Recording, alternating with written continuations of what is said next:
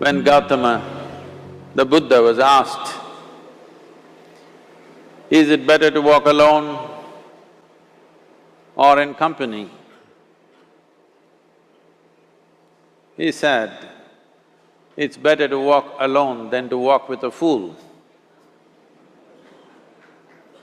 Well, that's him, not me. He was quite sure that only a fool will walk with you. So he said, it's better to walk alone than to walk with a fool. Certain lore in this country says, when you want to do a short and quick journey, walk alone. When you want to do a long journey, walk in company. But the important thing is, who is walking with you? Not always being together is a good thing. Many times, being together can be a nuisance. So, first and foremost, unless you are a twin, even then, we come alone and we go alone. If one does not know how to be by himself or herself, then being together can be a lot of nuisance. We are referred to as human beings. Human beings means every other creature is what it is simply because of what it does. But a human being can simply be, which is a unique quality of the human being, that we can simply be, that we are not compulsive action, that's what it means. Our action is conscious and judicious.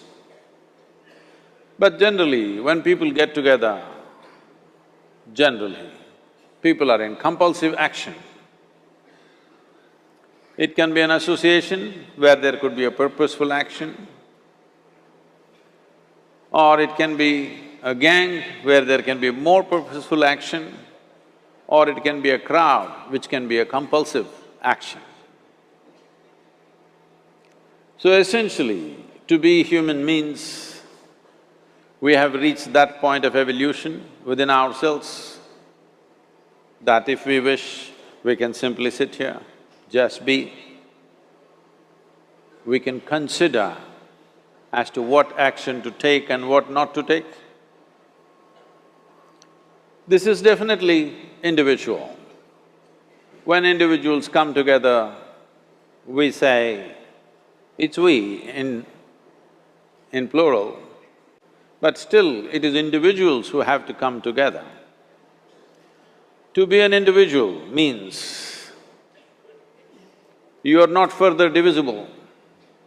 That means you're just one.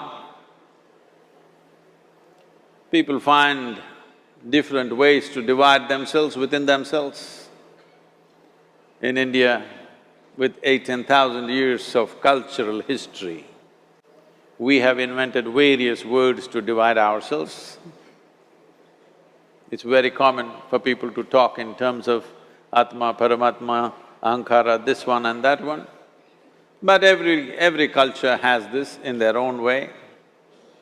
When things are going right, when good things are being done, if you ask people, they say, yes, I did it. When things don't go right, when things go wrong, then they will try to find somebody. If they don't find anybody, he is always there.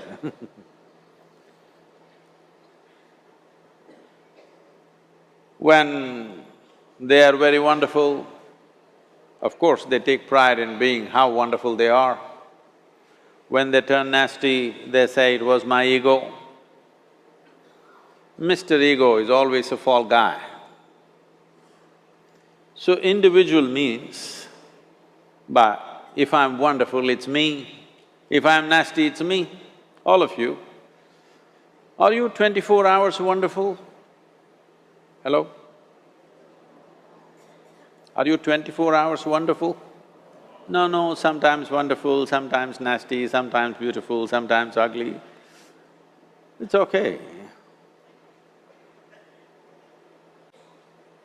If we understand it is me who is capable of being absolutely wonderful and it is me who is capable of being absolutely nasty another moment, then gradually the number of moments of nastiness will keep on receding.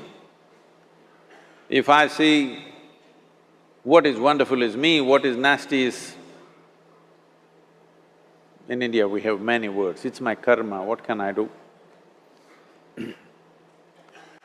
Now, you must fix this. Being an individual is very important, that means you're not further divisible. If I'm wonderful, it's me, if I'm nasty, it's me. If I succeed, it's me, if I fail, it's me.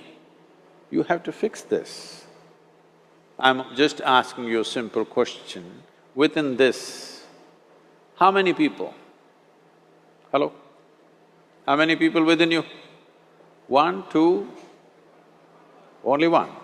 If you're one, you're a normal human being. If you're more than one, you're either schizophrenic or you're possessed. You either need a psychiatrist or an exorcist. But you will see whenever things don't go right, another guy will pop up from somewhere. So, becoming an individual means you killed all those pop-ups and just said, this is me. This what is me has many dimensions. If I don't see this as an individual, I cannot divide this further, then transformation will not happen. If transformation does not happen, if people come together in that state, there'll be more mess than solutions. All creatures hang out together.